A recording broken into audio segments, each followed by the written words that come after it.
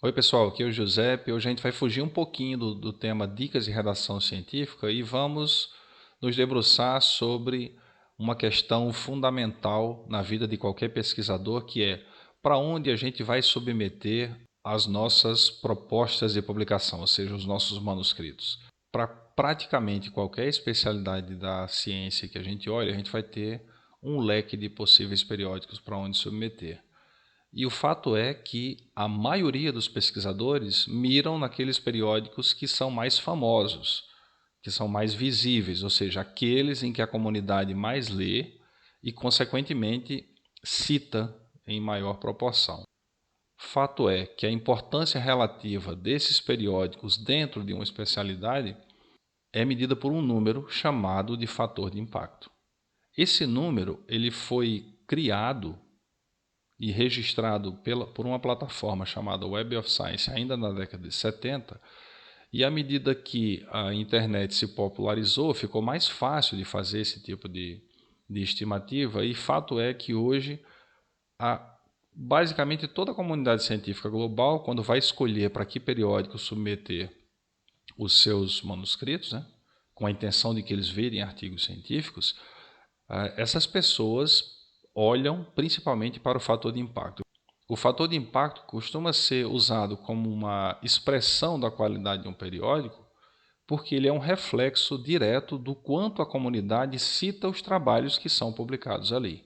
Isso significa dizer que, dentre aqueles periódicos cujo escopo se adequa ao seu estudo, geralmente as pessoas costumam procurar publicar a sua pesquisa nos periódicos de fator de impacto mais alto.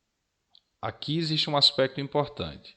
É claro que se todo mundo busca publicar nos mesmos periódicos, então a dificuldade de aceite dos artigos é proporcional ao fator de impacto. E como é que a gente calcula esse número? Ele é revisado uma vez por ano e basicamente nós temos uma razão em que no numerador nós temos os artigos publicados nos 2 anos anteriores ao ano de cálculo do fator de impacto, e aí no denominador nós temos o número de citações daqueles mesmos trabalhos, isso olhando para todos os outros periódicos, inclusive o periódico que publicou os artigos. Então no vídeo de hoje eu vou fazer um tutorial mostrando para vocês qual é o caminho que a gente tem que fazer para estimar o fator de impacto mesmo antes de que ele seja publicado. E se esses periódicos dão maior visibilidade à nossa pesquisa, a médio prazo, esse tipo de planejamento pode resultar num maior número de citações. Bom, pessoal, então, como eu tinha comentado com vocês, eu vou mostrar para vocês agora como é que se estima o fator de impacto de um periódico. Eu vou criar uma espécie de tutorial aqui, então vamos abrir o navegador. Se você estiver com acesso à rede da sua instituição, você pode pular essas primeiras etapas, mas como eu estou acessando o periódicos de casa, então eu vou entrar na comunidade acadêmica federada, que é o Café, se chama Café, então eu vou vir aqui, ó, que me dá acesso ao portal periódicos. Vai aparecer essa mensagem que você está acessando o conteúdo gratuito, então aqueles periódicos pagos, se você não tem o login ou o seu passaporte, ele não vai permitir você ver todo o conjunto de plataformas da CAPES, mas eu vou escolher aqui a minha instituição, que é a Universidade Federal de Mato Grosso do Sul.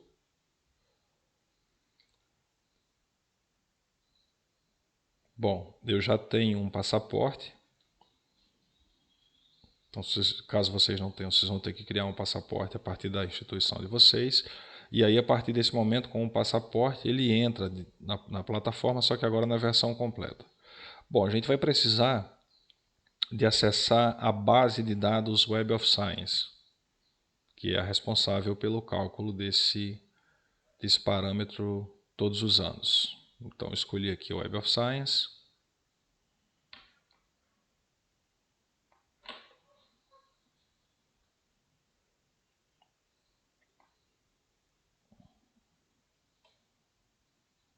O sistema vai abrir uma outra janela e vai te redirecionar para a Web of Science.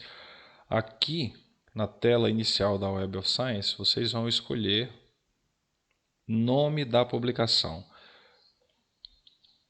Eu vou pegar, aqui existem centenas de, milhares de periódicos. Na verdade, eu vou pegar um periódico que eu costumo ler e publicar os trabalhos lá, que talvez seja o principal periódico na área de eletroquímica, e é o periódico da Sociedade Internacional de Eletroquímica, Eletroquímica Acta, só para dar um exemplo.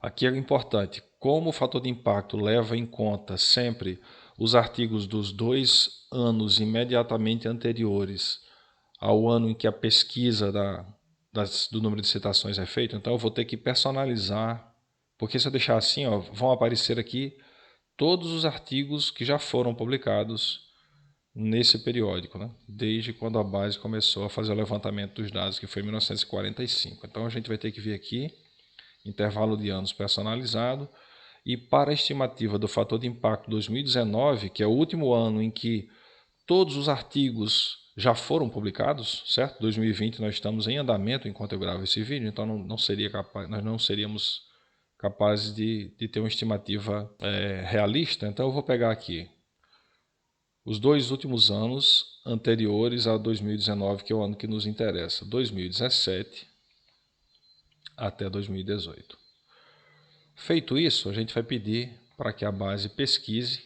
Então, basicamente, a base vai pegar todos os artigos que foram publicados nesse intervalo de tempo, 2017 a 2018. Retornaram para a gente 4.313 documentos. Só que nem todos os artigos, nem todos os itens que aparecem na Eletroquímica Acta ou em qualquer outro periódico são citáveis.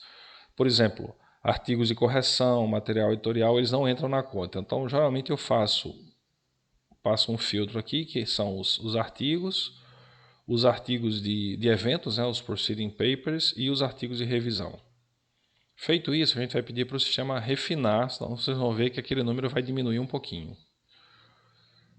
Esse é o número que nos interessa. Esse é o número que estará no denominador. São 4.266 documentos citáveis. Bom, feito isso, a gente vai simplesmente criar aqui um relatório de citações. O sistema vai nos apresentar como esses artigos foram citados de forma distribuída pelos anos. Vejam que antes de 2017 não faz sentido a gente olhar a série histórica, porque os artigos começaram a ser publicados nesse ano. E geralmente eles passam por um pico de citações até 2 anos após a sua publicação, e é justamente por isso que a plataforma escolhe esse intervalo de tempo. Então aqui o ano que nos interessa é 2019. Além do gráfico que a plataforma cria, ela cria também uma tabela com linhas e colunas. As linhas correspondem a cada um dos trabalhos e as colunas correspondem aos anos. Então o número que nos interessa aqui é esse. 2019 são 27.209 citações. Basicamente o que a gente vai ter que fazer agora é pegar este número e dividir pelo número de documentos, 4.266. Vou abrir uma calculadora para vocês aqui, só para que a gente visualize essa continha simples enquanto nós a fazemos.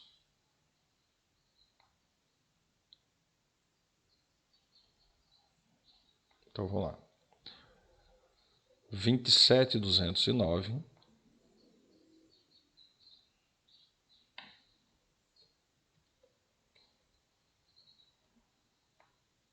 dividido por 4.266.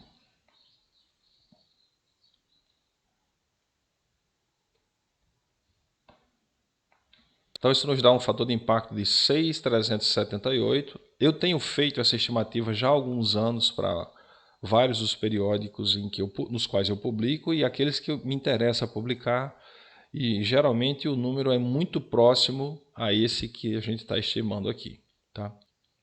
Interessante notar que o fator de impacto oficial gerado pela plataforma Web of Science, ele costuma sair sempre em julho de cada ano, mas a partir de janeiro, fevereiro de cada ano, a gente já consegue ter estimativas bastante razoáveis, porque a grande maioria dos periódicos já publicou todos os artigos relativos ao ano anterior, então esse número de citações já está fechado. Bom, gente, um último aspecto a considerar, vejam que no início do vídeo eu falei que o fator de impacto serve para comparar revistas dentro de uma especialidade.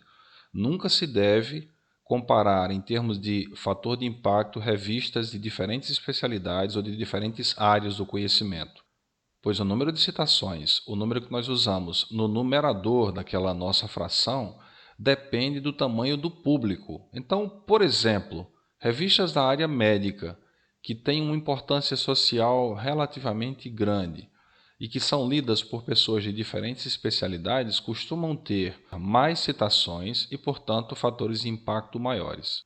Elas não podem ser comparadas, portanto, com revistas dedicadas a um público mais específico. Eu espero que o tutorial tenha sido útil. Voltamos em breve com mais dicas de redação científica e fiquem bem.